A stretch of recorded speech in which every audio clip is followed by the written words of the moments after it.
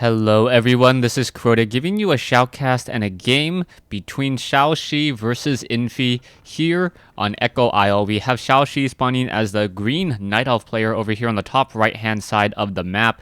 Meanwhile, we have Infi spawning as the teal human player over here on the top left hand side of the map, and he's going for a barracks first. Alright, so this is not going to be your normal opening build coming in from Infi. Barracks first is a rather strange opening, as most of the time you want to get your Ultra of Kings down for a faster hero. What this indicates to me is that he will be going for a Tavern hero, and I'm curious as to see what Tavern hero we will see coming in from Infi. Back over here, we're going to see a pretty much standard play coming in from Xiaoshui. It looks like he's just going to be setting up an Ancient of War, wants to do some Ancient of War creeping against these kobolds. Back over here, as we now finally see that Altar of Kings being established, it does indicate, and all signs do point to a Tavern hero. Most likely we will see a barracks train up a footman, and then the footman will run over here to the center, hire up a Tavern hero, and this game will get underway. Now, some of the benefits for a Tavern hero first is that the normal additional cost of wood for a Tavern hero does not apply to your first hero. So it does cost a little bit less wood, and it's also an instantaneous train. The problem, though, is that if you wanted to speed build an Altar of Kings, you could actually get it out slightly faster. We're now going to see a footman now make his way over. The Wisp is going to run by and perhaps spot the Altar of Kings now being built. Is it going to be done by the time it spots it? It actually looks like, no, I don't think the Wisp actually saw anything.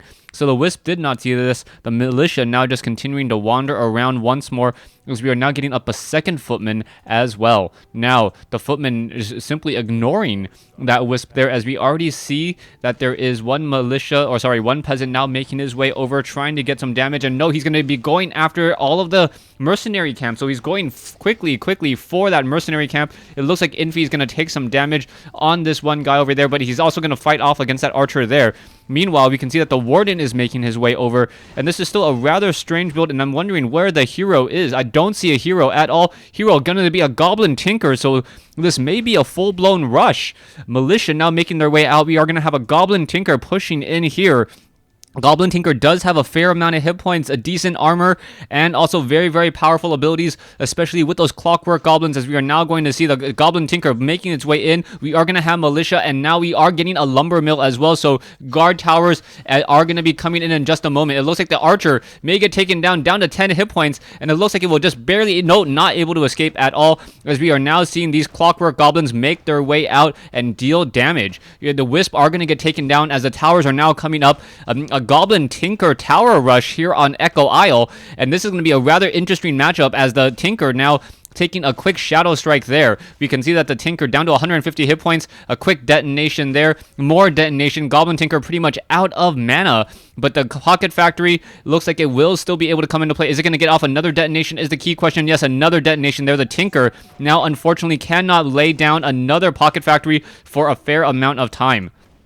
Tinker now attempting to push back this Warden here. The Warden does have a decent amount of hit points, and also with the Ring of Protection, another Shadow Strike coming in, but the Troll Shadow Priest coming in to do some healing as well. So that's going to be a problem, as the Troll Shadow Priest now trying to run around, and it looks like this Moonwell will take a bit of damage. He needs to get some of that Moon Juice in order to make sure that he doesn't fall that quickly. You can see now the Warden battling up against that Goblin Tinker. The Warden is going to get surrounded. No, not going to get surrounded, as the Troll Shadow Priest still healing him up, as the Warden still trying to figure out what targets to attack. And there are now 3 towers inside the base, 1 tower completely constructed, 2 towers still being added, as the Altar of Elders now taking damage. And now you can see that the Warden is just shadow melded right there. You can see that the footmen are now trying to make their way behind, trying to get some damage onto those Wisps now.